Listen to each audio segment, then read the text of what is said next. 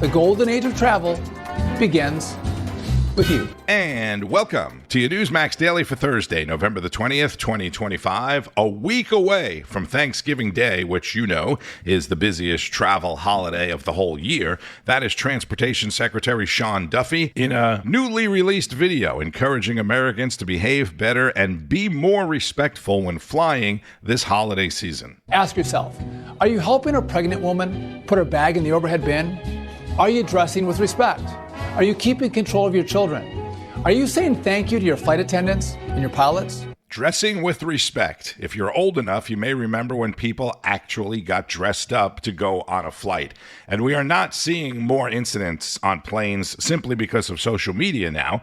The Department of Transportation says there has been a 400% increase in incidents over the past 5 years. And as Duffy's video was released yesterday, a viral video of an angry and violent woman being arrested on a Spirit Airlines flight in Nashville was circulating on social media. Let's bring civility and manners back. Transportation Secretary Duffy is also the acting NASA administrator. You may remember last week a segment with Duffy on Finnerty talking about the mysterious 3I Atlas Comet, where he said they would be releasing, they being NASA, would be releasing more information in a week or so. And I made a point of saying, okay, let's hold him to that. Well, yesterday, NASA did release more information and photos in a news conference. And then we'll get to all the other stuff that's happening on Capitol Hill and at the White House. Well, the wait's over. We have another glimpse of an interstellar object that has become a public obsession. NASA has just unveiled high-resolution photos of the comet known as 3I Atlas. The comet is only the third known object from outside our solar system to pass through our solar system. Some say it could be an alien mothership. Moments ago, NASA said this. Right away, of course, NASA's Planetary Defense Coordination Office they studied it, and they established that 3I Atlas is not a danger to Earth. In fact, it's at least twice as far away as the distance between the Earth and our sun. Lucy was 240 million miles away from 3I Atlas, which is circled in the center, when its high-resolution LORRI camera caught the comet. You can see the comet's coma, the fuzzy halo of gas and dust surrounding 3I Atlas, and its tail, a smudge extending to the right of the comet. Director of the Institute for Theory and Computation at Harvard University, Dr. Avi Loeb, joins me. I look at that picture and all those dots look the same to me. So tell me, why? Tell me about this picture that we just saw showing the comet. Well, there were no new insights as to the properties of this object. From this NASA press conference, they pretty much repeated things that we already knew. We knew about the Hubble data, the Webb telescope data, and then the new data, for example, the image from the high-rise camera on board the Mars Reconnaissance Orbiter that should have been the sharpest that we have, just showed a fuzzy ball of light similar to the Hubble image that we already saw before. And there was some data from MAVEN on Mars that indicated hydrogen. But these are details.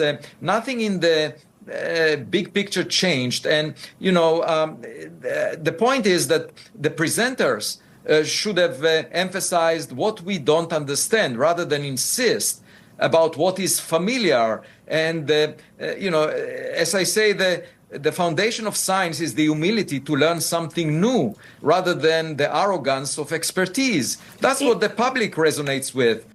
Harvard professor Dr. Avi Loeb, director of the Institute for Theory and Computation, on the record with Greta Van Susteren, saying NASA should have explained more about what we don't know, which means all the curiosity and conspiracy theories that are out there now among the public will likely continue.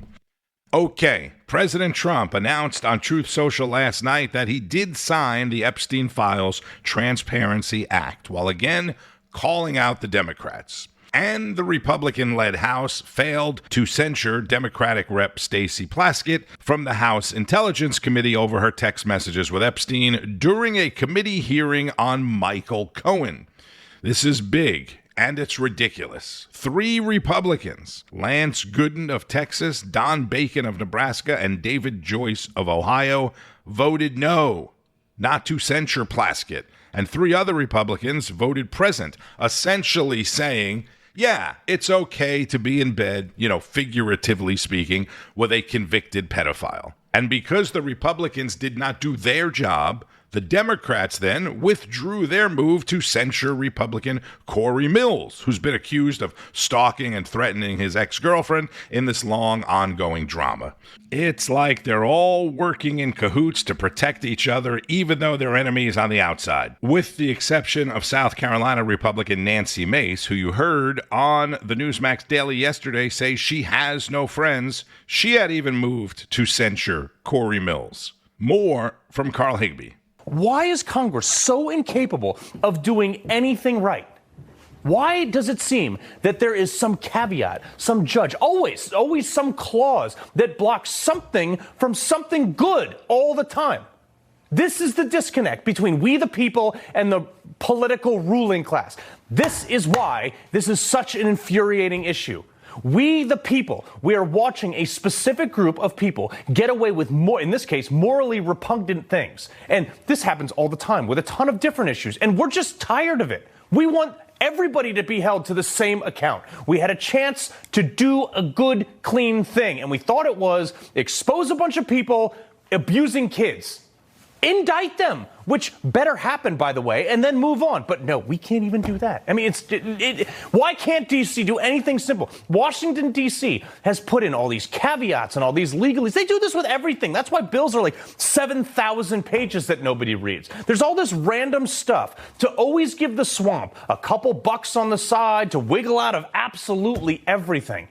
And instead of celebrating the fact that we're kicking in doors of pedophiles, which we should be doing like now, like today, we can't even censure Plaskett for having her testimony texted to her by a convicted pedophile. But we kicked Republican George Santos out of Congress, but couldn't do the same for Jamal Bowman, who literally pulled a fire alarm to stop a vote, which is the definition of an insurrection, by the way. We've got Marjorie Taylor Greene arguing with Trump over this stuff. Marjorie Taylor Greene, by the way, who is someone who was there for Trump in his darkest days post-January 6th, when like everybody was jumping ship. She was there, and now they're fighting over this issue. But this issue is tearing people apart. It's tearing the Republican Party apart. It's tearing Americans apart. Guys, let's get the party back on the rails here. Okay, after we arrest all these pedos, and I do mean all of them, we should be, like, Republicans should not be fighting each other. We should be going after globalists, then communists that are literally getting elected to run major cities right now. A reference to the newly elected New York City mayor there. If Congress cannot even agree to censure someone from a committee, does that make you think or feel confident that anyone who turns up complicit in the Epstein files would actually be convicted by their peers? And we go to Greg Kelly Reports for the next congressional scandal. Well, have you heard the news? A Democrat congresswoman from Florida, Sheila Cherfilus-McCormick, is that her name? Has been accused of stealing $5 million in FEMA funds and laundering the proceeds and then using the money to fund her 2021 congressional campaign. She faces up to 53 years in prison if convicted. Wow. How about that? Now, I do want to emphasize Democrat because I've noticed over the years whenever a Republican gets in trouble, that's all the fake news can talk about. Republican congressman, Republican senator. When it's a Democrat, they usually say a Florida lawmaker stands accused, blah, blah, blah, blah, blah. They bury it. Well, we're doing it at the top of the show because, well, it just happened. And to be honest, I don't think she was a standout in Congress. I don't think she was a member of the squad, but let's see what we got here.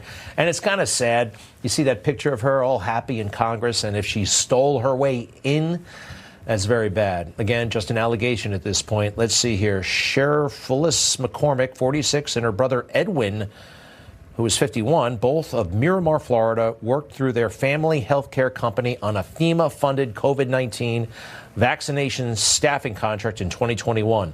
In July of 2021, the company received an overpayment of $5 million in FEMA funds, the indictment reads, and the indictment alleges that the defendants conspired to steal the $5 million and then routed it through multiple accounts to disguise its source. Prosecutors allege that a substantial portion of the misappropriated funds was used as candidate contributions to her 2021 congressional campaign and for the personal benefit of the defendants. These are major no-nos. Let's see here. The indictment further alleges that Cherfilus-McCormick and some other person named LeBlanc of Miramar arranged additional contributions using, this will get you in big trouble, straw donors, and funneling other monies through the FEMA-funded COVID-19 contract to friends and relatives who then donated to the campaign as if using their own money. Greg Kelly is the host of Greg Kelly Reports, 9 p.m. Eastern on Newsmax. Attorney General Pam Bondi said in a statement, using disaster relief funds for self-enrichment is a particularly selfish, cynical crime. Cherfilus-McCormick's attorney said she's a committed public servant and they will fight to clear her good name. And the mention of COVID in that story reminds me of a question I got on X yesterday from @JoeDirtDog, who is a loyal listener of the podcast, asking, what about Dr. Fauci and all the others involved in the COVID lies? I hope that's still on the administration's to-do list. I can't say for sure, but I think that this indictment shows you COVID-related investigations are still happening behind the scene.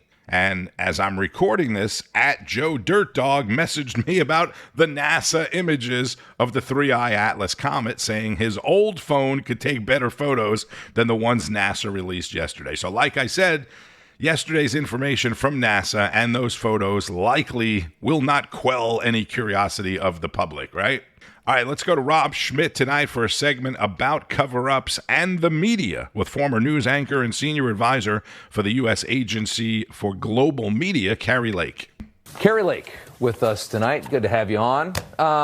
They're getting really riled up about Piggy and about Mary Bruce in the Oval Office. The context, though, matters, doesn't it?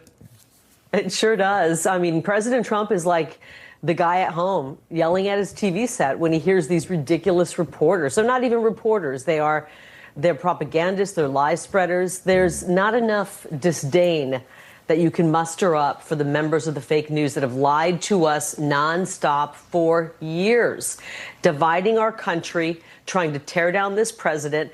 But I thought what was interesting was something that I've been saying for a long time. It's not the stories they're telling, it's the stories they're leaving out. And the media threw a fit in Trump's first administration when he wanted to expand the number of reporters coming in to make room for more of the independent-minded reporters. And the fake news media went nuts because they know that if they can control the questions that are being asked, they control the narrative. If the only questions being asked are about Epstein and about whatever they're pushing out, then that is what everyone is covering.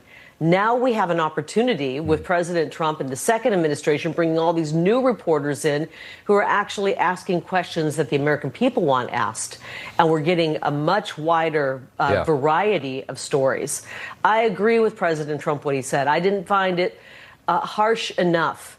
He could have used even more harsh words for these absolutely objectionable human beings who've done a terrible job and have divided our country. And people at home don't, like I said, you never see the other side of it when he lashes out. You never see the obnoxious reporter screaming at you, interrupting everybody else to try and get an insulting question. And you don't know what it's like to deal with that press corps day in and day out, giving them all this access. And then all they want to do is humiliate and mock you and insult you and then ask you questions that are negative toward what you're trying to do. I mean, that is taxing on somebody. On topics from decades ago. I mean, on topics from, they didn't want to talk about the $1 trillion billion investment, the peace deals that are being worked out in the Middle East, the incredible job that President Trump has done to bring our safety to our streets, a strong economy, a border that's secure, bringing back manufacturing and business. It's disgusting, and I can't wait to see each and every one of them eventually fired, because they will continue to push away viewers until nobody's watching. I want to show a funny little video from Jake Tapper, who's furious over Trump calling for NBC to fire the late-night host Seth Meyers, whose show is basically a knockoff of Kimmel or Colbert. It's nonstop attacking Trump on everything you can think of. It's a very bad show, very late on NBC. Take a listen to this from Tapper. And demanded that NBC fire Seth Meyers immediately. Okay, I guess we're all used to this kind of hypersensitive ranting from the president at this point. But what was interesting and notable is that Trump's handpicked, very supportive Federal Communications Commission, or FCC chairman, Brendan Carr, screenshot the post on Truth Social and then posted it on Twitter himself without comment. So imagine if every single federally broadcasted network spent all day acting as opposition to a Democrat president that Jake Tapper had voted for, in unison condemning and mocking every single thing that president did, the guy that Tapper voted for. Imagine they did that to Joe Biden. Can you fathom how fast Jake Tapper would be demanding the FCC take action if every single channel, ABC, CBS, NBC, all were trying to destroy the Democrat Party all day long? Yeah, that's not why when we hand out these broadcasting licenses, it's not to push your political agenda. It's to actually inform the public and do a good job of it. And they're not doing that. Yeah. But one thing I noticed there, you just showed Terry Moran. I call him Terry Moron. Yeah. And then you showed Jake Tapper. He's looking pretty tapped out. And then we see Keith Olbermann and we see Katie Couric. And it's like their TDS. Has just drained them. They look like they're just a shell of their former selves. They got to work on being happier, supporting this country, supporting this president for turning our country around and making it great again. And they make it so easy by showing us their cards after they leave these big jobs. You realize, wow, they really are propagandists, because their next move is to sit in their living room and talk all day long about how liberal they are, which is amazing. Kari Lake, that's right. Thanks so much. Good to see you. All right. Thank you. FCC Commissioner Brendan Carr's name came up in that segment, and Kari Lake mentioned handing out TV licenses. There is a lot going on in the world of TV broadcasting, especially concerning the Nexstar merger with Tegna and the cap on market reach. Rob Finnerty spoke about it in depth with Newsmax CEO Chris Ruddy. And connected to the cap issue is the possible Nexstar merger. Nexstar wants to buy Tegna and create the largest station group in the country, reaching 80% of U.S. households. Think about that. It's a bold move. Remember, Nexstar is a very liberal station group. They also own News Nation, another liberal cable network, like we need another one of those. News Nation's biggest host, Chris Cuomo, he's joined by other anti-Trumpers, including Ashley Banfield and Elizabeth Vargas. Take a look. Hey, I'm Chris Cuomo. It's Thursday, and we are live with breaking news for News Nation's continuing coverage of the first indictment of a U.S. president in our history. Former President Donald Trump has made history once again. He made history by being twice impeached. Now he is the first indicted by a Manhattan grand jury. And it is safe to assume it likely involves payments made during the 2016 presidential campaign to silence claims of an extramarital sexual encounter with porn star Stormy Daniels. Yeah, nice. So now Nexstar and News Nation want even more power. And joining us now for more on all of this is Chris Ruddy, the CEO of Newsmax. Chris, great to have you on tonight. Take us through what's going on here. Well, first of all, thank you for having me on. I don't think I've ever been on set with you. We've been on quite a number of times together. And I was liking that Cuomo, he seemed to relish every mention of Trump being indicted. And, and I think that Newsmax and people like you, Rob, are about telling the facts. So I'm really glad that I could join with you tonight. I appreciate that. Big news. There was a filing today at the FCC by a very renowned legal expert, Brian Fitzpatrick of Vanderbilt Law School. He is a former Justice Scalia law clerk, very respected on the Constitution and legal analysis, and says the FCC's plan here, which they're moving towards doing, of eliminating this TV cap is illegal. It's a violation of federal law. The federal law had been set. and that they cannot change it. Only Congress can change it. So I think it's a very big development in this story, which is emerging.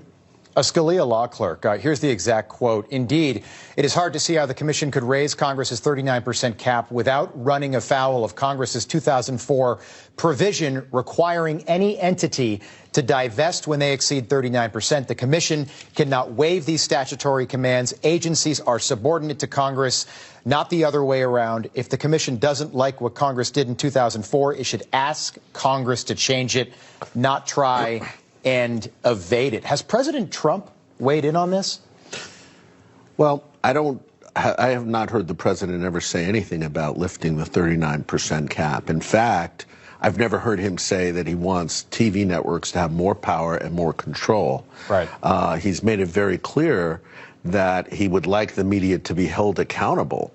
By giving ABC, CBS, and NBC a free visa to basically buy stations in every market in the country, I don't think is a very Trumpian idea. And I think that had the FCC done this, Rob, 10 years ago, Donald Trump would have never been elected president. In fact, the Congress would not be, if people in New York were deciding what the local news in Pittsburgh was, or in Detroit, or a lot of local markets in Cleveland, they don't own those stations. Those are owned by independent station groups, and it gives a diversity and a lack of control. And it's a very dangerous thing what the FCC is promulgating, and I think could be a disaster for conservatives around the country. That is such a good point. I've worked in 4 local markets across this country, and I've seen it happen firsthand. You can talk about this story, but you can't talk about that story because it doesn't fit the narrative, the corporate narrative. Well, I've been in journalism for almost 40 years. Dating myself here a little bit. And I would say that 80 to 90% of the newsrooms in America are liberal, right? And probably your experience, most of the liberal across the board, the board. So now the FCC is saying, well, let's have them, you're dealing with that, which is not a great situation, but imagine now if all those newsrooms are controlled by 3 or 4 networks, not just big markets like New York. And, you know, the big networks control, where do they control the stations? New York, Boston, Los Angeles, Houston. All those markets are totally blue. Right. They're totally radically left. They're totally woke because the news channels in those markets are not holding them accountable. Do you really want that to happen throughout the rest of the nation? Newsmax CEO Chris Ruddy on Finnerty. I would encourage you to go on the Newsmax YouTube or Rumble page and watch that entire interview if you could watch that whole segment. It's a few minutes longer than what I played there. The other day I mentioned that President Trump said he was going to sue the BBC for editing a broadcast of his January 6, 2021 speech after successfully suing ABC and CBS, right? On Tuesday, a federal appeals court affirmed a lower court's decision to dismiss the president's $475 million defamation suit against CNN, calling the president's argument meritless and unpersuasive. Trump had argued that CNN's use of the phrase big lie to describe his 2020 election claims defamed him by comparing him to Hitler and Nazi propaganda. All right, the stock markets started the day well into the green this morning after the Labor Department finally released the September jobs number, which were held up by the 43-day government shutdown, and they showed the economy added 119,000 jobs, more than double of what the so-called experts were predicting, around 50,000. Again, this was in September, and we should have had October jobs numbers 2 weeks ago.